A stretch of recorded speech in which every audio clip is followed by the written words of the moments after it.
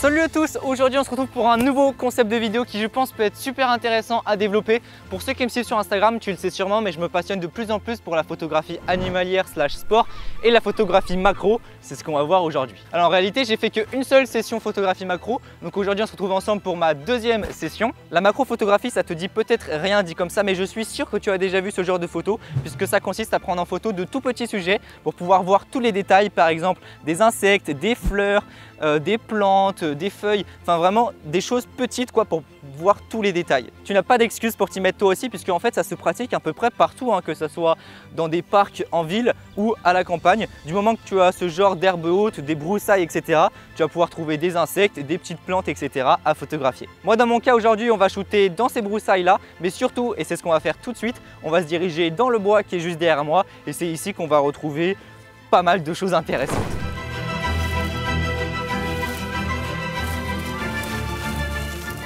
Voilà, je pense qu'on est plutôt pas mal ici dans ce bois, il y a pas mal de choses à faire rien que sur les 10 mètres aux alentours. Maintenant il va falloir sortir ton matériel, mais pas n'importe quel matériel.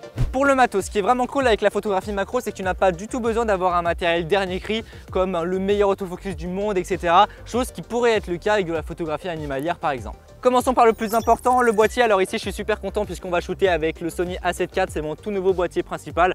À vrai dire je suis allé le chercher hier, donc c'est la première fois que je vais shooter avec. Comme je te le disais, tu n'as pas du tout besoin d'avoir le meilleur boîtier pour pouvoir faire de la macro. Les caractéristiques qui sont idéales, c'est d'avoir un capteur stabilisé avec beaucoup de pixels. Ici j'ai 33 millions de pixels, mais plus tu en as, mieux ça sera puisque tu vas pouvoir zoomer dans ton image après. Et la dernière caractéristique, ça va être la taille de ton capteur. Ici j'ai un capteur full frame, mais l'idéal en fait pour de la photographie macro et puis même pour de l'animalier, c'est d'avoir un capteur APS-C et micro 4 tiers, ça marche aussi puisque tu vas avoir un meilleur grossissement, on peut vulgariser la chose. Ce qui vient après forcément c'est ton optique, donc là tu vas prendre l'optique qui correspond en fonction de la monture et le capteur de ton boîtier. Ici j'ai un Canon 100 mm macro, alors il faut vraiment que tu aies une optique macro parce que du coup tu vas pouvoir t'approcher très près de ton sujet. Pareil, tu n'es pas du tout obligé d'avoir la meilleure optique et c'est ce que j'ai fait d'ailleurs, j'ai pas du tout pris du Sigma ou du Sony où là pour le coup il faudrait taper dans les minimum 800 €. Non, j'ai pris ça d'occasion pour à peine 300 €, 250 il me semble, donc c'est vraiment top rapport qualité-prix. Là déjà on est plutôt pas mal, tu as ton setup principal, mais ce qui va manquer surtout quand on shoot dans les bois, ça va être de la lumière puisque forcément on va s'approcher très près de ton sujet. Donc là pour le coup tu peux soit utiliser une espèce de petite ring light qui va se mettre autour de ton objectif, soit un flash ou sinon un petit panneau LED, c'est ce que j'ai fait ici. Enfin ce qui peut être utile pour pouvoir sublimer tes photos et vraiment avoir cet effet waouh, c'est non pas du liquide vaisselle mais de l'eau. Et oui, puisque en macro on va voir toutes ces petites gouttelettes d'eau et ça ajoute vraiment du plus à tes photos. Bon bah voilà, on a tout. Au niveau de la tenue, rien de spécial. Quand tu traînes dans les bois, c'est mieux d'avoir des grosses chaussures et un pantalon militaire histoire de ne pas se faire écorcher de partout par les orties. Et puis sur ce, on y retourne. Ok, j'ai tout ce qu'il me faut, je suis prêt à aller shooter. Mais maintenant, c'est bien beau d'avoir tout ça, mais place à la technique parce que oui, ça se fait pas n'importe comment. Rien qu'au niveau de l'approche, il y a quand même des choses à respecter. L'idéal, c'est soit tôt le matin ou tard le soir étant donné qu'il fait plus frais et les insectes sont beaucoup plus calmes. Donc c'est beaucoup plus simple de les approcher et de les photographier. Ensuite, place au réglage sur ton boîtier, il n'y a pas grand chose à faire.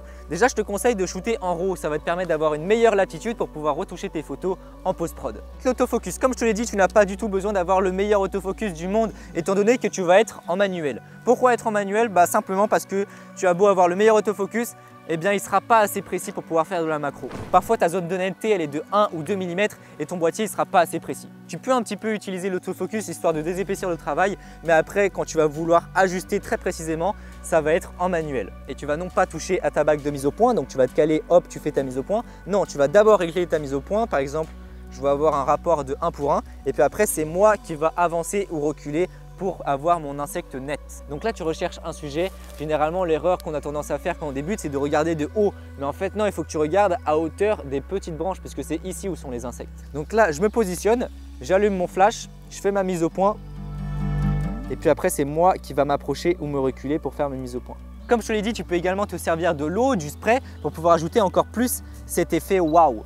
Voilà, c'est beaucoup mieux là, c'est beaucoup plus luisant entre guillemets. Ça ne sert à rien de courir dans tous les sens, dès que tu vois un insecte, hop, tu lui cours après. Non, vraiment, il faut que tu te prennes ta zone et puis que tu avances petit à petit, que tu regardes ce qu'il y a. Parce que si tu vois un papillon, hop, qui vole et que tu le poursuis, en fait, tu vas jamais faire ta photo et tu vas perdre ton temps. Pour les aides à la prise de vue, je te conseille de mettre la luminosité de ton écran au maximum, d'activer la loupe pour pouvoir zoomer dans ton image quand tu fais la mise au point et d'activer le focus picking. Bon bah voilà, maintenant que tu connais les bases, je vais prendre 2-3 photos et puis on se retrouve juste après.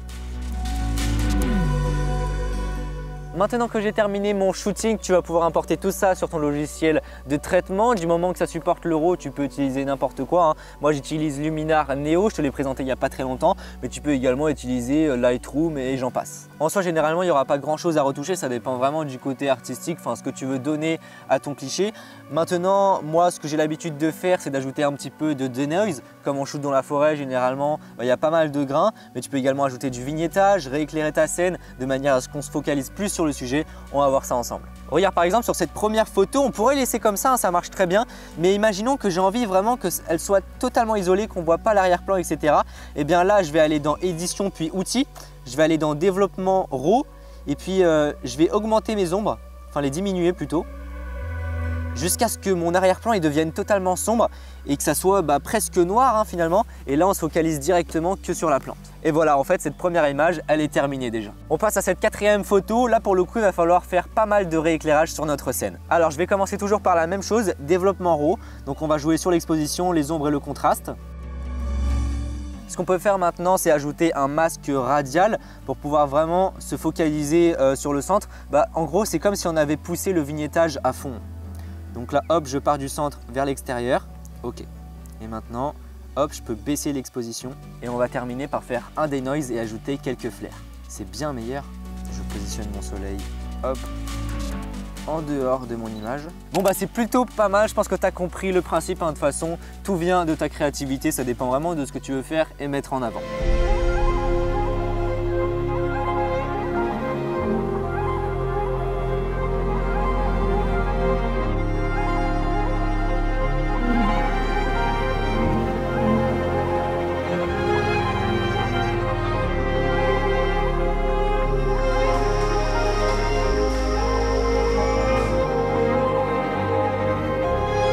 Bon voilà pour cette deuxième session shooting en macro. J'espère que ce concept t'a plu et si c'est le cas, n'hésite pas à me le faire savoir dans les commentaires et en mettant un pouce bleu. Si tu souhaites en voir plus, n'hésite pas à t'abonner, à me suivre sur Instagram, à partager cette vidéo et sur ce, on se retrouve pour une prochaine vidéo. Allez, salut! Ça m'avait manqué un peu.